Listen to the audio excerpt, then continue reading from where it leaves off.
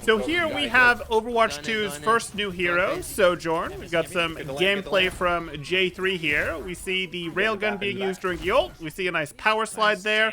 We're not going to see the grenade being thrown out there. The grenade both does damage and produces an area of effect slow, which is pretty darn cool. She has, of course, a projectile left click, hitting things, including shields at this point in time, charges up her secondary meter, that counter you're seeing in the middle that's currently a 0. When that's at 100, we can go ahead and send out railgun shots. When she ults, she rapidly fills that bar, gets to send out lots of piercing railgun shots. Lots of fun.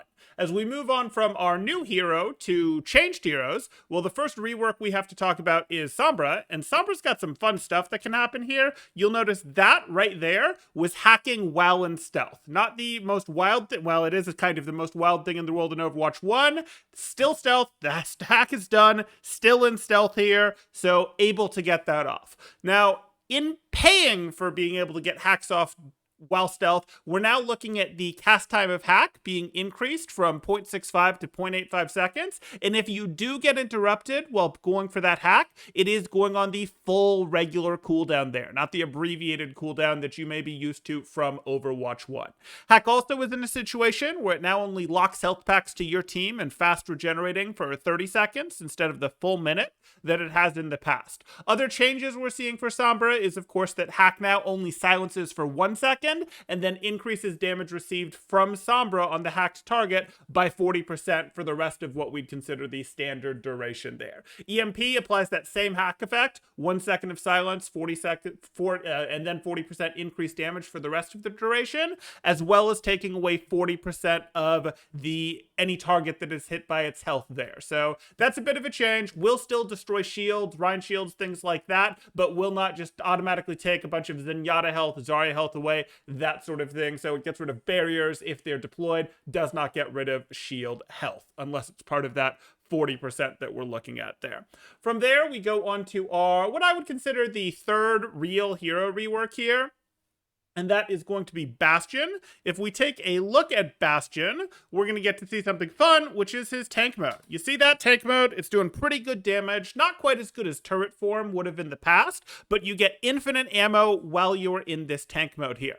That's going to give you 6 seconds on a 12-second cooldown that lets you have infinite ammo for this high damage tank, which works out pretty cool. When Bastion is in his normal mode, you're going to notice that right now he has damage per shot up, spread removed, and what ammo reduced. So that works out pretty nice. Nice little Bastion changes, but we of course need to talk about his ult, and when we jump onto his ult, since it can't be tank mode anymore, we're instead going to see that we get artillery mode. And as we look at artillery mode here, we're wandering into a closed off space, even from a place where we shouldn't have a line of sight, we shouldn't be able to launch shells up in the air and have them fall down. We still can on Bastion. They do some good damage. They come down there, can take out a nice 200 HP hero, squishy.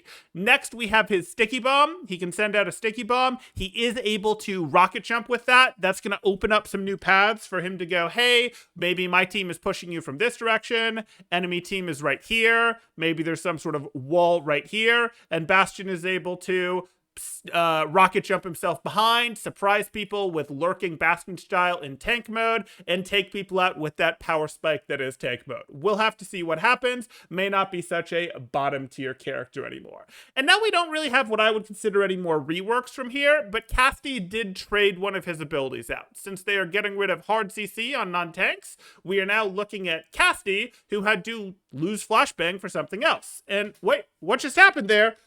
Flats' crosshair was clearly aimed right here, but the sticky bomb still went to the target. And it does that. It has a little bit of a homing effect to it, so that's going to be something to keep in mind. And you can get a maximum of 130 damage to a single target out of this. It is explosive. It will hurt other targets, and if it isn't close enough to home on someone, but then someone walks into it, they would take splash damage as well as anyone that walked into it, things like that. They would not take the full 130, though. The 130 is for it sticks to them and then goes kablooey, which is quite a bit of spike damage there for something with a little bit of a generous hitbox. So he's going to have some real damage. Is that enough to make up for not having flashbang? We'll have to see. On the early tier lists, he's doing okay. Definitely let me know what you think about that one in the description down below. Is he going to be okay without his flashbang? Is that too much burst? All that. Next, we move on to Echo, and as we jump over to Echo, we are going to see that Echo has had a couple changes. The first change that we'll be demonstrating here is, wait a second, Echo just transformed into Reinhardt and only has 300 health. In Overwatch 2, because you only get one tank on the board, copying an opposing tank will cap you out at 300 health that you can clone from them. So not as powerful. She's also had the top end of her focusing beam damage brought down, so she's not going to burn targets that are below half quite as quickly with that. So overall, we are looking at some Echo nerfs compared to Overwatch 1. Mei, however, has had some fun stuff, some positives and negatives that we're looking at. But as we jump over to Mei here, we're going to see something a little bit fun. So here's Mei. Mei is now in such a situation where her beam doesn't ever bring people to totally frozen. It does pretty good damage, as you can see that right there. That's about twice the damage it had before. A little less than twice what it used to before, at 100 damage per second, pierces targets like that, pretty cool. Instantly slows them down to 50% movement speed, but does not then stack additional particles on them to bring them down to a full-on stun at any point. She's also had her ice wall nerfed, where its range has been brought down from 35 max range to 20 max range, so noticeably shorter that you're looking at there. And then the individual pillars have had their health brought down, I believe to 250 on the last version of the alpha, which is down from about 400. That's a pretty big nerf to the amount of durability and range of wall. On the other hand, there is one less player on the board, so breaking those walls would have been quite a bit slower if they'd still had that 400 health here. So that's what's going on there. And then the last change I'm going to demonstrate on screen here is going to be Widow has 200 health back. I guess Blizzard didn't like the 25 incremental health, but Cassidy still has it, so maybe it's fine. But they've gone ahead and returned Widow, at least for now, to her 200 health status. None of these changes are final, of course. They changed things multiple times over the course of the alpha. Things could be changed on a few more numbers before we get to the beta there. So nothing too wild, could change more. Speaking of number changes, there are a couple others that I'm going to go over real quick that I didn't pull up video footage for because it just doesn't make sense to do so. Hanzo has had Sonic Arrow's damage reduced by 10, so we get to look at that. We also were in a situation where Bob's health has been reduced from 1200 down to 1000, so a little bit less durability on Bob. Again, one less person to shoot at it. Maybe that makes sense. Having an extra body on the board in Bob is more valuable. It turns something into a 5v6 as opposed to a 6v7. That's more powerful than it used to be.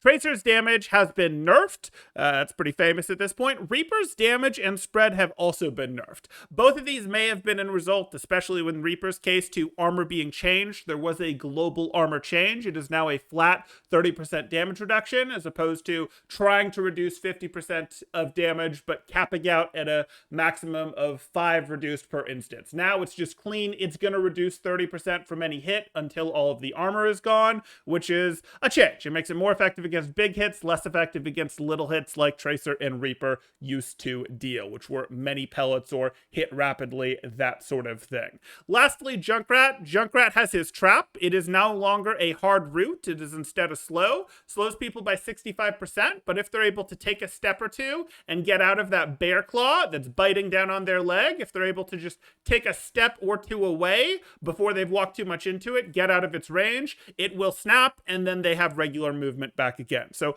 bit of a Junkrat nerf that we are looking at there. So what do you guys think? Is this good? Is this bad? Is this everything you were hoping for and more?